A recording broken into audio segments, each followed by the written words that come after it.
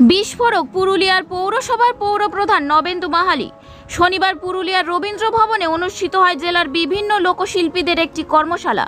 আর সেই সভাতেই বক্তব্য পেশ করার সময় পুরুলিয়া পৌরসভার পৌরপ্রধানের এমনই বিস্ফোরক মন্তব্যে রীতিমতো ক্ষোভ প্রকাশ করেছেন শিল্পীরা। তবে এই বিষয়ে বিরোধী পক্ষ বিজেপির জেলা সভাপতি বিবেক রাঙ্গা তীব্র কটাক্ষ করেছেন। দেখুন বিস্তারিত, পৌরপ্রধান ঠিক কী বলেছেন, শিল্পীরা কি বলেছেন, আর বিরোধীরাই বা কি বলছেন।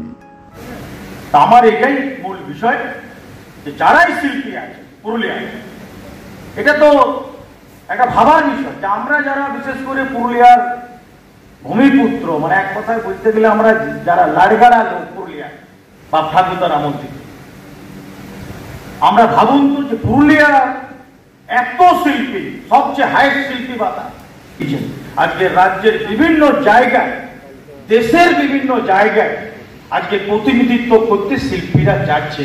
এই জায়গাটা কিন্তু মমতা বন্দ্যোপাধ্যায় করেছে, এই সরকার ব্যবস্থা করেছে।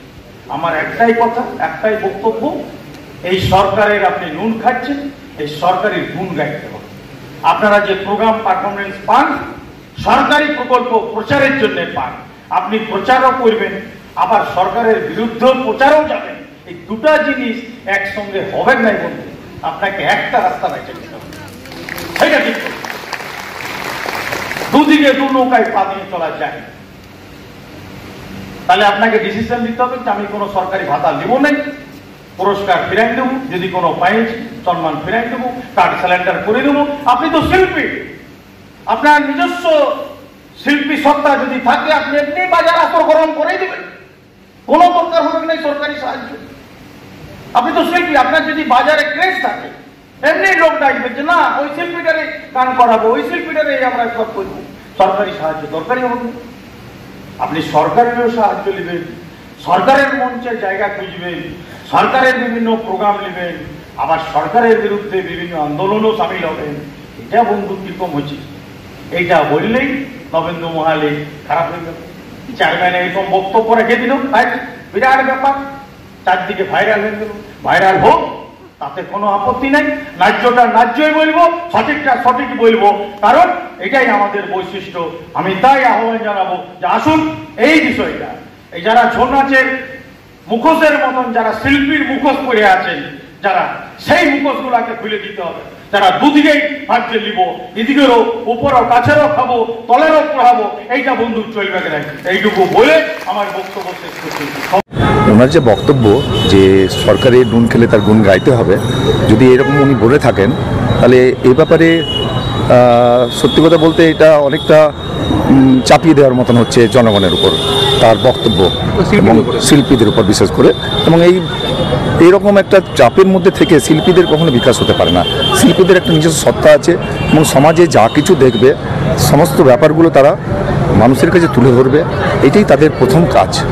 যে কোনো শিল্পীরই, তাদের গানের মাধ্যমে হোক, আবৃত্তির মারফত হোক, নাটকের মারফত হোক, যে কোনো মারফতে।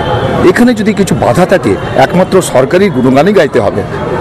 সরকারের যে যেসব কর্মশালা তারা চালাচ্ছেন, যেসব কাণ্ড করছেন, সেগুলোর ব্যাপারে যদি কিছু না বলতে পারেন তাহলে সেটা তো ভীষণভাবে একটা বাধা সৃষ্টি করে দেওয়া। এবং এই ব্যাপারে একটা বাক স্বাধীনতা অবশ্যই থাকা উচিত প্রতিটি শিল্পী মহলের, নাট্যকর্মী থেকে শুরু করে সবার প্রত্যেকেরই থাকা উচিত। আমার নাম অজয় বাচ্চু কর্মকার। আপনি কি শিল্পী?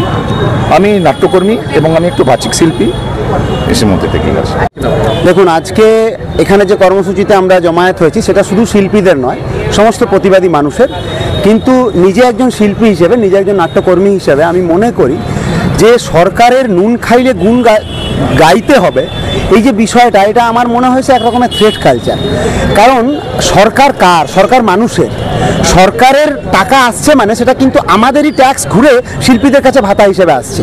এবার সেখানে সরকার যদি কোনো ভুল করে বা পার্টিকুলার যে দল সরকার চালাচ্ছে সেই দল যদি কিছু ভুল করে, তার অন্যায়ের প্রতিবাদ করার স্বাধীনতা কিন্তু আমাদের গণতন্ত্রের প্রত্যেকটা মানুষকে দিয়েছে।